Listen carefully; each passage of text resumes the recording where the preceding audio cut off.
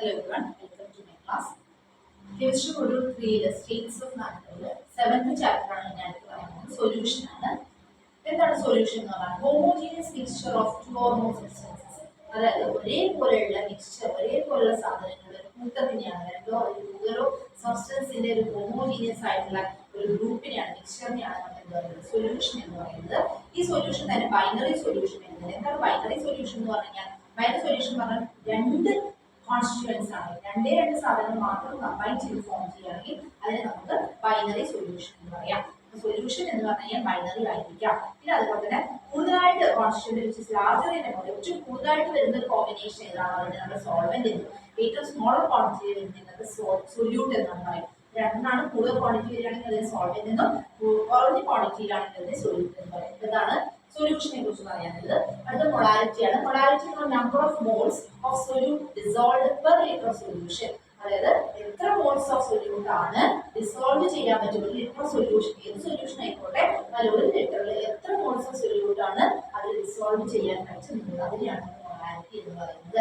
അത് സൂചിപ്പിക്കുന്നത് M=N/V എന്നാണ് അതിന്റെ ഇക്വേഷൻ കാണിക്കുന്നത്. അടുത്ത മൊളാരിറ്റിയാണ്. മൊളാരിറ്റി എന്ന് പറഞ്ഞാൽ number of moles of solute dissolved per kg of solid. ഒരു kg ഓഫ് സോൾവെന്റിൽ എത്ര മോൾസ് സൊല്യൂട്ട് അലിഞ്ഞു ചേരും എന്നുള്ളതിനെയാണ് മൊളാരിറ്റി എന്ന് പറയുന്നത്. ഈ വോളിയം ബൈ നോർമാലിറ്റി. നോർമാലിറ്റി പറഞ്ഞാൽ number of gram equivalent weight of solute dissolved per litre solution. ഒരു ലിറ്റർ സൊല്യൂഷനിൽ എത്രയാണ് സൊല്യൂട്ട്, അതായത് എത്ര number of gram equivalent weight of solute ആണ് ഡിസോൾവ് ചെയ്യുന്നത്, അതിനാണ് നോർമാലിറ്റി എന്ന് പറയുക. എന്താണ് മോൾ ഫ്രാക്ഷൻ എന്ന് പറഞ്ഞാൽ?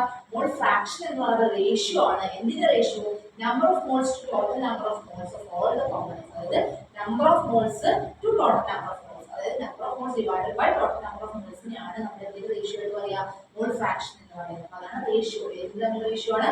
Number of moles divided by total number of moles ആണ്. അടുത്ത മാസ് പെർസെന്റേജ്. എന്താണ് മാസ് പെർസെന്റേജ് എന്ന് പറഞ്ഞാൽ? Mass of solute present in 100 gram of solution. 100 gram സൊല്യൂഷനിൽ എത്ര സൊല്യൂട്ടിന്റെ മാസ് ഉണ്ട്, എത്ര സൊല്യൂട്ട് ഉണ്ട് എന്നതിനെയാണ് മാസ് പെർസെന്റേജ് എന്ന് പറയുന്നത്. ഇനി സോളിബിലിറ്റി. സോളിബിലിറ്റി എന്ന് പറഞ്ഞാൽ ability of solid, liquid or gaseous chemical substances dissolve in solvent and solution. അതായത് ഒരു സോൾവെന്റിൽ എത്രത്തോളം ഡിസോൾവ് ചെയ്യാനുള്ള കഴിവ് ഒരു സോളിഡിന്, ലിക്വിഡിന് അല്ലെങ്കിൽ ഗ്യാസിനുണ്ട്, അതിനെയാണ് നമ്മൾ സോളിബിലിറ്റി എന്ന് പറയുക. ഇത്രയാണ് ഒരു സൊല്യൂഷനുമായിട്ട് ബന്ധപ്പെട്ട് പറയുന്ന കാര്യം. അടുത്ത solubility of 3 types of solution. 3 type of solution ആണ് നമുക്ക് സോളിബിലിറ്റിയുമായിട്ട് ബന്ധപ്പെട്ട് വരുന്നത്. സോളിഡ്, ലിക്വിഡ്, ഗ്യാസ് ആണ്. അപ്പൊ ആ ലിക്വിഡ്സിന്റെ ലിക്വിഡ് എങ്ങനെയാണ് ഡിസോൾവ് ചെയ്യുക, ഗ്യാസസ് ലിക്വിഡ്സിൽ എങ്ങനെയാണ്, സോളിഡ്സ് ലിക്വിഡ്സിൽ എങ്ങനെയാണ്, ഇങ്ങനെ 3 ടൈപ്പിലാണ് വരുന്നത്. ലിക്വിഡ്സിലാണെങ്കിൽ എക്സാമ്പിൾ പറയുന്നത് ആൽക്കഹോൾ ആൻഡ് വാട്ടർ പറയാം. ലിക്വിഡുമായിട്ട് മിക്സ് ചെയ്യാണ്, അല്ലെങ്കിൽ സോളിബിൾ ആവാണ്, ഡിസോൾവ് ആവാണ്. ഇത് വരുന്നത്.